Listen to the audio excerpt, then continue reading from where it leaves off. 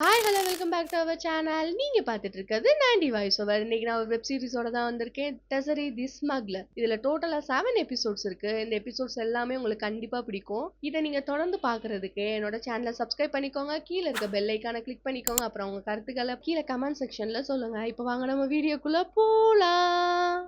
படத்தோட ஆரம்பத்திலே ஒருத்தர் காமிக்கிறாங்க. இவர் தான் அர்ஜுன். இவர் ஒரு கஸ்டம் ஆஃபீஸர். இப்போ ஆனால் சஸ்பென்ஷன்ல இருக்காரு.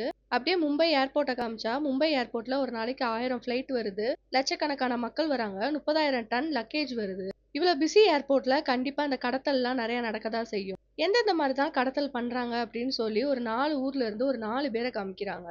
மிலன் சொல்லிட்டு ஒரு ஊர்ல லக்ஸுரி பிராண்டான ஹேண்ட் பேக்ஸ், காஸ்மெட்டிக்ஸ் அந்த மாதிரி எல்லா பொருளையும் ஒரு பொண்ணு பர்ச்சேஸ் பண்ணிட்டு இருக்கா. இந்த மாதிரி ஹை பிராண்ட் டிமாண்ட் உள்ள எல்லாத்தையுமே கடத்தல் பண்றதுதான் இவளோட வேலை. இவ ஜஸ்ட் ஒரு கைக்கூலி மட்டும்தான். ஆனா இவளுக்கு ஹெட் வேற யாரோ இருக்காங்க. ரெண்டாவது வந்து அல்டீரா.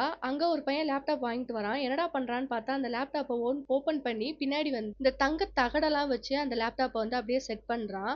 மூணாவது வந்து பேங்காக். ஒரு பாட்டி ஒரு மார்க்கெட்டுக்கு வராங்க. இருக்கிறதுலே அதிக விலை உள்ள ஒரு வாட்சை வாங்குது. ஒரு 5 கோடியில இருந்து 3 கோடி இருக்கும் அந்த வாட்ச். இந்த மாதிரி வாட்சுகள்லாம் கடத்துறதுக்கு ஒரு கைக்கூலி தான் இந்த பாட்டி. நாலாவது ஒரு இடத்த காமிக்கிறாங்க. இந்த அயன் படத்தெல்லாம் பார்த்தோம்னா கேப்சூல் மாதிரி இருக்கிற ட்ரக்ஸை வச்சு தேனுக்குள்ள முக்கி முழுங்குவாங்க. அதே மாதிரிதான் இங்க ஒரு பொண்ணு உட்காந்து அந்த ட்ரக்ஸ் எல்லாத்தையுமே முழுங்கிட்டு இருக்கா. இந்த மாதிரி தான் ட்ரக்ஸை கடத்துறாங்க. இவளும் ஒரு கைக்கூலி தான். ஆனா இவளுக்கு ஹெட் வேற யாரோ இருக்காங்க. இந்த மாதிரி 4 விதம் சில பொருட்களை வந்து கடத்துறாங்க. லாபம் தர எந்த விஷயமா இருந்தா கூட இந்த கடத்தல்காரவங்க எல்லாம் கடத்திட்டு தான் இருப்பாங்க. அவங்களை கடத்த விடாம பாத்துக்கிறது தான் என்னோட வேலை. நான் ஒரு கஸ்டம் ஆபீசர் அப்படின்னு சொல்லி அவர் சொல்லிட்டு இருக்காரு. இந்த 4 பேருமே ஒரே ஏர்போர்ட்டுக்கு தான் வர போறாங்க. மும்பை ஏர்போர்ட்டுக்கு. 4 பேத்துக்கும் தெரியாத ஒரே விஷயம் என்னன்னா 2 நாளைக்கு முன்னாடி சட்டமன்றத்துல என்ன நடந்துச்சு அப்படின்னு. எதிர்கட்சி வந்து ஆளுங்கட்சி மேல கிட்டத்தட்ட 4000 கோடி வந்து ஊழல் நடந்திருக்கு. இதுக்கான நஷ்டத்தை வந்து ஃபினான்ஸ் மினிஸ்டர் தான் ஏத்துக்கணும் அப்படின்னு சொல்லி சட்டமன்றத்துல பெரிய பிரச்சனை நடந்திருக்கு. ஃபினான்ஸ் மினிஸ்டர் இதை கண்டிப்பா நம்ம தடுத்தே ஆகணும் அப்படின்னு சொல்லிட்டு கஸ்டம் ஆஃபீஸர் ஹெட்டை வந்து கூப்பிட்டு விடுறாங்க. அவங்க 2 பேரும் பேச்சுவார்த்தை நடத்துறாங்க. எதுக்கு இந்த மாதிரிலாம் நடக்குது? கிட்டத்தட்ட 3000 டன் வந்து நம்ம மும்பை ஏர்போர்ட்ல இருந்து கடத்திட்டு இருக்காங்க. ஆனா நீ ஜஸ்ட் ஒரு 700 கோடி தங்கத்தை மட்டும் தான் காப்பாத்திருக்க. மிச்சமெல்லாம் என்ன ஆச்சு? இதனால எனக்கு தான் வந்து டென்ஷனும் ப்ரெஷரும் அதிகமாகுதுன்னு சொல்லி ஹெட்ட சொல்லிட்டு இருக்காரு. அதுக்கு ஹெட் சொல்றாரு, மத்த நாட்டோடதையும் நம்ம நாட்டோடதையும் எடுத்து பார்த்துக்கோங்க. நம்ம நாட்டுல கரப்ஷன் ரொம்பவே அதிகமா இருக்கு.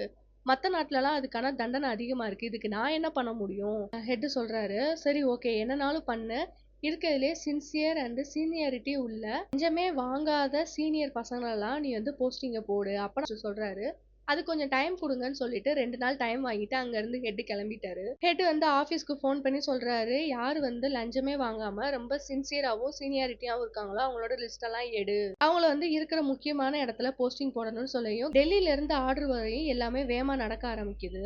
முக்கியமான சிட்டிஸ்ல உள்ள ஏர்போர்ட் சென்னை, மும்பை, கொல்கத்தா இந்த மாதிரி ஏர்போர்ட்ஸ்ல எல்லாம் லஞ்சமே வாங்காத ஆஃபீஸர்ஸை உடனே அப்பாயின்மெண்ட் பண்றாங்க. மும்பை ஏர்போர்ட்டுக்கு பிரகாஷ்னு சொல்லிட்டு ஒரு ஆஃபீஸரை அப்பாயின்மெண்ட் பண்றாங்க. ஆக்சுவலி அவர் வந்து நாளைக்கு தான் வந்து இதில் ஜாயின் பண்ணணும். இன்னைக்கு ஃபர்ஸ்ட் டேவே கொஞ்சம் முன்னாடி வந்துட்டாரு. இவரால் தான் இந்த ஏர்போர்ட்டோட நிலைமையே மாறப்போகுது. இனிமே இந்த ஏர்போர்ட் இருக்காது அப்படின்னு சொல்லிட்டு இருக்கான். அப்பதான் அந்த லக்ஸுரி பிராண்ட் ஹேண்ட் பேக்ஸ் அந்த திங்ஸ் எல்லாம் கடத்திட்டு வந்த பொண்ணு வரா. அவ வந்து 3 ஐபோனை கொடுத்துட்டு அதுக்கு மட்டும் டாக்ஸ் கட்டிட்டு அந்த இடத்த விட்டு நகண்டு போயிடுறான். அங்க இருக்கிற ஆபீசருக்கு லஞ்சம் கொடுத்துட்டு. ரெண்டாவது அந்த பாட்டி வந்து அந்த வாட்சை கடத்திட்டு வந்தாங்கல்ல, அந்த பாட்டியை காமிக்கிறாங்க. பவர்னு சொல்லிட்டு ஒரு ஆபீசர் அந்த பாட்டியை நிப்பாட்டி உங்களை கொஞ்சம் செக் பண்ண வேண்டியது இருக்கு அப்படின்னு சொல்றாரு. இந்த பாட்டியும் சரின்னு சொல்லிட்டு போனா ஸ்கேன் மிஷின்ல 3 வாட்ச் காட்டுது. ஸோ அந்த வாட்சை தான் வந்து இவருக்கு இன்ஃபர்மேஷன் வந்திருக்கும். சரின்னு சொல்லிட்டு அந்த வாட்சை எடுத்து பார்த்தா அது நார்மலான ஒரு வாட்சா தான் இருக்கு. அந்த சார் தேடி பார்த்தா அதுக்குள்ள அந்த மாதிரி எந்த ஒரு பொருளுமே இல்லை. இன்ஃபார்மர் கொடுத்தது எப்படி தப்பா போச்சுன்னு சொல்லி அவரே டென்ஷன்ல இருக்காரு. இந்த பாட்டி அங்க இருந்து கிளம்பிருச்சு. எங்க வருதுன்னு பார்த்தா ஒரு ஹோட்டல் ரூமுக்கு வருது. அந்த ஃபிளைட்ல ஒரு பொண்ணு கூட டிராவல் பண்ணிருக்கோம். அந்த பொண்ணோட பொம்மைக்குள்ள வச்சு இந்த டைமண்ட் எல்லாம் கடத்திட்டு இந்த பிங்க் டைமண்டோட விலை வந்து 31 கோடி வருமா. அப்பதான் என்ன நடந்துச்சுன்னு காமிக்கிறாங்க. அந்த வாட்ச் வாங்கின இடத்துல ஆக்சுவலி அது வாட்சை கடத்த வரல. அந்த பிங்க் டைமண்டை தான் கடத்த வந்திருக்காங்க. அங்க இருக்க இன்ஃபார்மருக்கு கொஞ்சம் காசு கொடுத்து இந்த மாதிரி இன்ஃபார்ம் பண்ண சொல்லி இந்த பாட்டி அப்படியே தப்பிச்சு இந்த டைமண்டையும் கடத்திட்டு வெளியே வந்துட்டாங்க. கில்லாடியான பாட்டியா தான் இருக்காங்க. அந்த ட்ரக்ஸ் முழுங்கிட்டு ஒரு பொண்ணு வந்தால அவளை காமிக்கிறாங்க. அவ கார்ல வந்துட்டு இருக்கா. திடீர்னு ஒரு 2 பேர் வந்து அவளை கடத்துறாங்க. உன்னோட பாஸ்க்கு கால் பண்ணுன்னு சொல்லி பாஸ்க்கு கால் பண்ணி இந்த மாதிரி 50 லட்சம் வேணும், இல்லைன்னா இந்த ட்ரக்ஸ் இந்த பொண்ணையும் நாங்க வந்து கொண்டுருவோம் அப்படின்னு சொல்லி ட்ரக்ஸ் காண்டியாவது காசு கொடுப்பாங்கன்னு சொல்லிட்டு இந்த முதலாளி வந்து என்ன சொல்றாங்கன்னா 25 லட்சம் தான் ஃபைனல். அதுக்கு மேல என்னால குடுக்க முடியாதுன்னு சொல்லி அந்த ஓனர் சொல்லிட்டான். சரி ஓகே 1 மணி நேரம் கழிச்சு நாங்களே கால் பண்றோம் அப்படின்னு சொன்னாங்க. அப்புறம் இந்த பிரகாஷ் சார் வந்து ஒர்க்ல ஜாயின் பண்றதுக்காக வராரு. அந்த ஏர்போர்ட் இன்சார்ஜ் இருப்பார்ல, அவர்கிட்ட வந்து இந்த பிரகாஷ் வந்து குடுக்குறாரு. இந்த மாரி மினிஸ்ட்ரில இருந்து என்ன டைரக்ட்டா இங்க அப்பாயின்ட்மென்ட் பண்ணியிருக்காங்க அப்படின்னு சொல்லயும், சரி ஓகே நாளைக்கு தானே உங்களுக்கு அப்பாயின்ட்மென்ட். இன்னைக்கு எதுக்கு நீங்க வந்தீங்க அப்படின்னு கேட்குறாரு. இல்ல நீ கொஞ்சம் சுத்தி பார்த்து தெரிஞ்சுக்கலாங்கிறதுக்காக தான் வந்தேன். வேற ஒண்ணும் இல்ல அப்படின்னு சொல்லயும், இந்த மாரி ஸ்மக்லிங்க வந்து குறைக்கிறதுக்கு என்கிட்ட ஐடியா இருக்கு சார். அத நீங்க கொஞ்சம் கேளுங்க அப்படின்னு சொல்லிட்டு அவரு 30 ஆஃபீஸர வந்து இங்க இருந்து அங்க ட்ரான்ஸ்ஃபர் பண்ணுங்க. நான் என்னோட ஆஃபீசர்ஸ இங்க அப்பாயின்ட்மென்ட் பண்றேன். சீக்கிரமாவே நம்ம எந்த ஒரு ஸ்மக்லிங்கும் நடக்காம இந்த இடத்தையே வந்து கிளீன் பண்ணிரலாம் அப்படின்னு சொல்லிட்டு இருக்கான். அப்ப இந்த இன்சார்ஜ் என்ன சொல்றாருன்னா, அப்ப நீங்க என்ன சொல்ல வரீங்க? இங்க இருக்கிற என்னோட ஆஃபீசர்ஸ் எல்லாருமே வந்து லஞ்சம் வாங்குறாங்க. யாருமே ஒழுங்கா வேலை பார்க்கலன்னு சொல்ல வரீங்களா? நீங்க சொல்ற மாரிலாம் எதையுமே பண்ணிற முடியாது. நான் பண்ணணும் அப்படின்னு சொல்லிட்டு இன்சார்ஜ் கேட்குறாரு. அப்ப அந்த லேப்டாப்ப ஒருத்தன் கொண்டு வந்தான்ல, அவன ஸ்டாப் பண்ணி இவர் வந்து சர்ச் பண்றாரு. நீங்க எங்க இருந்து வரீங்க அப்படின்னு கேட்க, அல்ஜீரியால இருந்து வரேன். ஏதோ பிரச்சனையா சார்? ஒண்ணும் பிரச்சனை இல்ல. எப்பயும் ரொட்டீன் செக்கப் தான் அப்படின்னு சொல்லிட்டு அவன அப்படியே செக் பண்றாங்க. ஸ்கேன் பண்ணா அந்த லேப்டாப்ல என்னமோ இருக்கு அப்படின்னு சொல்லிட்டு அந்த லேப்டாப்ப வந்து ஓப்பன் பண்ணி பார்த்தா, அந்த தங்கத்தெல்லாம் இவர் கண்டுபிடிச்சிடுறாரு பிரகாஷ். இதெல்லாம் நீங்க பண்ணா கூட என்னால வந்து நீங்க கேட்டத பண்ண முடியாது. இருங்க நாளைக்கு என்ன செய்யலாங்கிறத இங்க இருக்கிறவங்கள வச்சே என்ன செய்யலாங்கிறத பார்க்கலாம். உங்களுக்கு ஒரு புது வேலை வந்துச்சு. ஒரு பொலிட்டீஷியனோட மருமகன் வராரு. அவர் கூடயே இருந்து எல்லாத்தையும் பார்த்துக்கோங்க அப்படின்னு சொல்லிட்டு இன்சார்ஜ் அங்க இருந்து கிளம்பிட்டாரு. ஆனா அந்த பிரகாஷ் சாருக்கு இது சுத்தமா பிடிக்கவே இல்ல. அப்பதான் விஐபிஸ் எல்லாம் எப்படி ட்ரீட் பண்ணுவாங்கங்கிறத காமிக்கிறாங்க.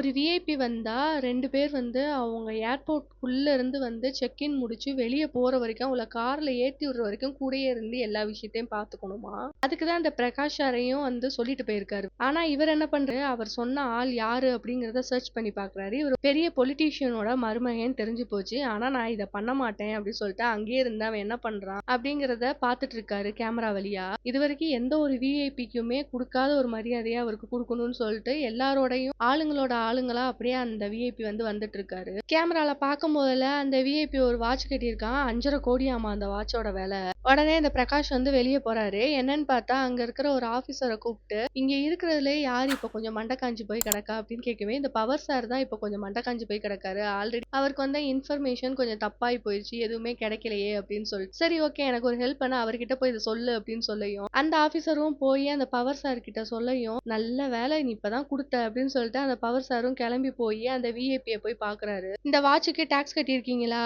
ஏதாவது உங்ககிட்ட பேப்பர்ஸ் இருக்கா? நீங்க யாரு அப்படின்னு சொல்லி கேட்கையும் அந்த விஐபி எதுவுமே சொல்ல மாட்டேங்கிறேன். முதல்ல நீ தொடாத, யாருன்னு உனக்கு தெரியாம நீ பண்ணிக்கிட்டு இருக்க அப்படி சொல்லி, எல்லாம் நீ யாருன்னு தெரியும்டா எனக்கு. இப்ப வேற எனக்கு புரிஞ்சு போச்சு நீங்க என்ன எதிர்பார்க்கறீங்கன்னு. சாயந்தரம் வீட்டுக்கு யாரையாவது அனுப்புங்க, நான் 2 லட்சம் ரூபாய் டீ செலவுக்கு கொடுத்து விடுறேன்னு சொல்லி, நீ என்ன எனக்கு டீ செலவு கொடுக்கறது, வாடா உனக்கு கொஞ்சம் விசாரிக்க வேண்டியது இருக்குன்னு சொல்லி அந்த பவர் சார் அப்படியே விஐபியை கூட்டிட்டு போறாரு. போய் ஒரு ரூம்ல வச்சு அடிச்சிடுறாரு. அடிச்சுட்டு ட்ரெஸ் எல்லாம் கழட்ட உன்னை செக் பண்ணணும் அப்படின்னு சொல்லிட்டு இருக்கும் போதே அந்த விஐபிக்கு ரொம்பவே கோவம் வந்துருது.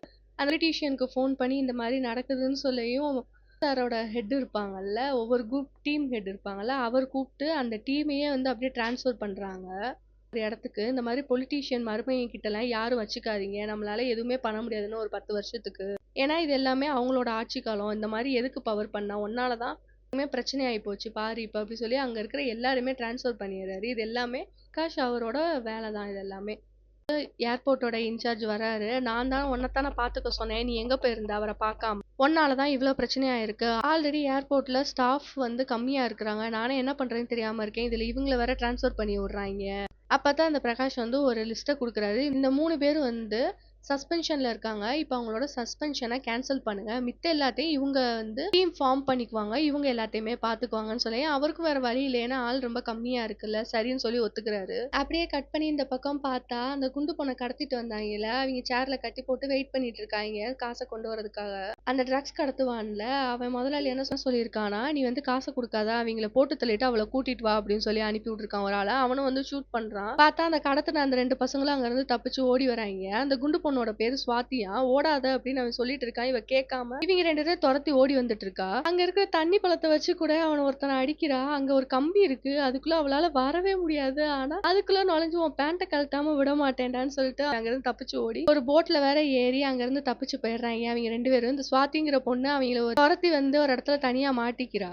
அப்பதான் ஒரு பிளாஷ்பேக்க காமிக்கிறாங்க என்ன நடந்துச்சு அப்படின்னு சொல்லிட்டு. சுவாத்திங்கிற பொண்ணு வந்து ட்ரக்ஸை கடத்திட்டு வரா அப்படின்னு சொல்லி ஏர்போர்ட்ல இருந்து ஒரு ஆபீசர் வந்து எனக்கு தகவல் கொடுத்தாரு. அதைத்தான் வந்து இந்த ரவுடி பசங்களுக்கு நான் சொன்னேன் அப்படின்னு சொல்லி அர்ஜுன் சொல்லிட்டு இருக்காரு.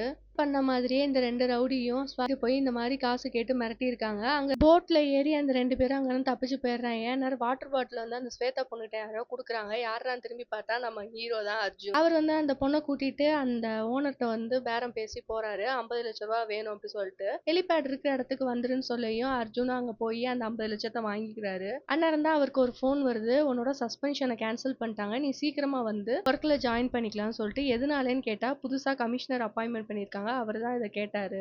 சரி ஓகே ஜாயின் பண்ணு அப்படி சொல்லிட்டு போனை வச்சிடுறாங்க. அதுக்கப்புறம் அந்த ஸ்வேதா பொண்ணை திறந்து விட்டுறாரு. அப்ப அர்ஜுன் சொல்றாரு, நான் இன்னையில இருந்து வேலையில ஜாயின் பண்றேன். இனிமே வந்து இந்த மாதிரி வேலையெல்லாம் வச்சுக்காதீங்க. நான் வந்ததுக்கு அப்புறம் உன்னால இதெல்லாம் பண்ணவே முடியாது அப்படி சொல்லி அங்க இருக்க வேண்டிய சொல்லையும், அப்புறம் எதுக்குடா இப்ப இருக்கிற 50,00,000 வாங்கிட்டு போற, கொடுத்துட்டு போக வேண்டியதானே.